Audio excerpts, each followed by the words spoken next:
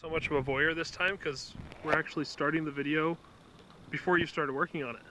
No, I did turn the hot off on the fence. That's because you were playing with the water inside.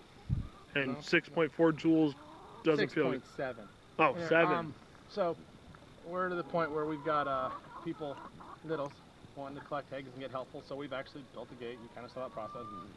We picked up this cool fence light knocker. We haven't uploaded that video. That's not my problem. It's been done. It's there somewhere. You'll find it eventually. Anyway, so we got this cool. It's Electric Fence Light Company LLC.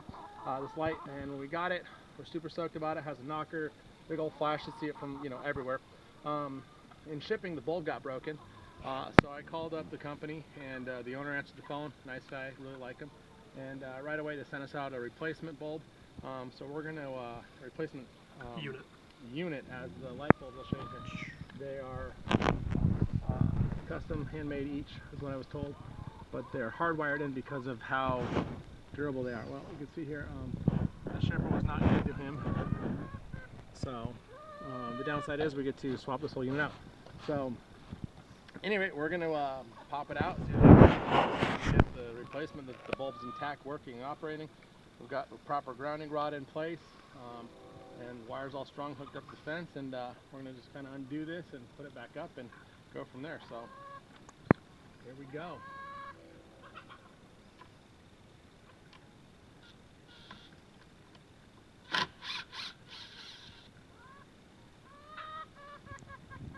So while he's doing that, he's simply just going to pull out these screws, unwire from here, take the wiring out. So this wiring is done. This unit actually has to have a grounding rod for itself.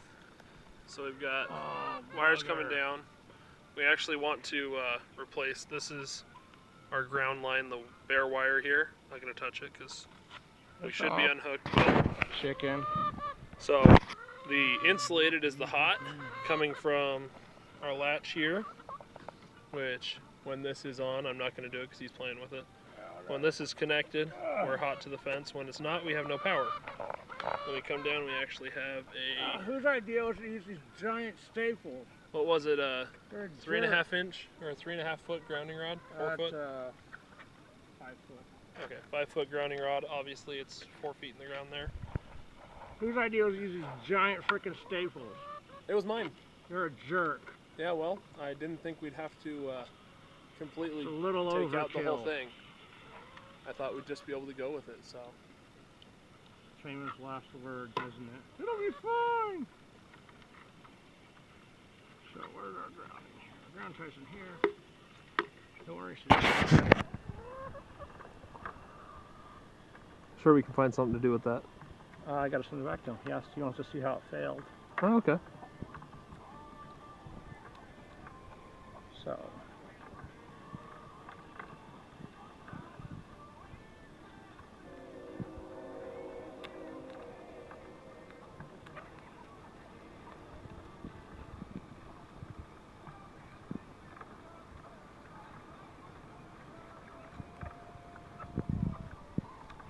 We'll come back once we get there.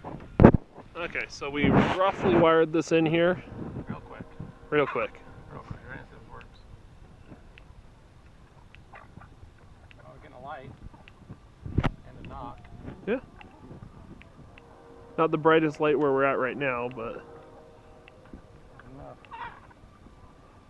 And the knocker is adjustable, so we might be able to make it a little louder.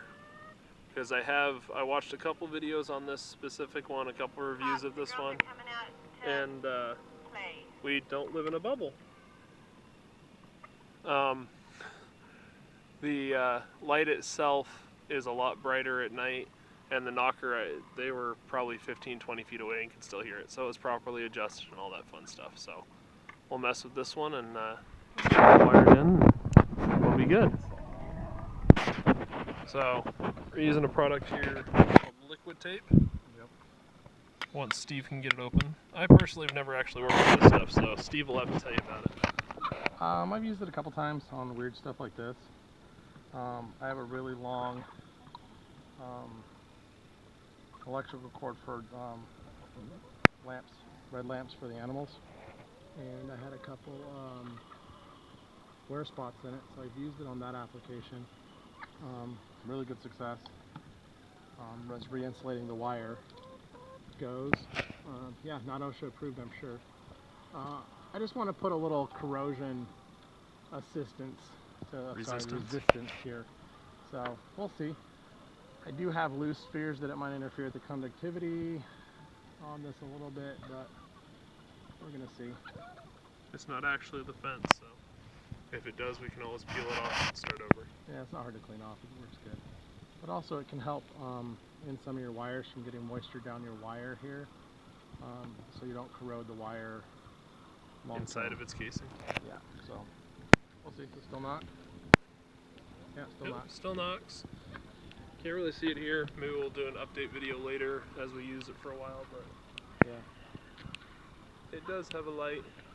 I got a packaging states you can see it for up to a mile, so I'm sure that's at night. So we'll fasten this down and we'll be done here.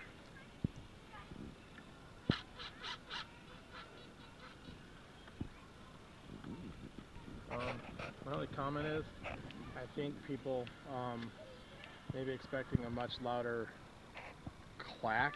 I kind of was. Yeah, so, I mean, that is what it is.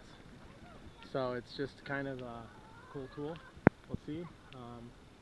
Should be decently bright and be able to see it from at least the house, if not farther away, and monitor it and go from there. And then we get to move this whole shindig tonight, so they're going to get some fresh pasture next time you see them. So they've tore this up. We're on the, as you can see, the forest part. And our goal here is to reclaim a lot of this into pasture, which we've done over here in this section. And we put them on a little longer because we want them to tear up the dirt a bit harder. So this got done about this time last year, and just have been letting the grass come in, gotten the nasty woody plants out of the way that they don't eat. And this section here that is obviously torn up was really low, so we added in a whole bunch of the goat manure mixed with hay droppings, let it sit for, 2 months, and then rototilled it in yesterday. So that's turned over, turned nice. And yes, ideally I'd have some pigs do my rototilling, but you know, one step at a time. Well, this has been Steve. All right. And cameraman back here. Yeah, until next time. And yeah, be safe.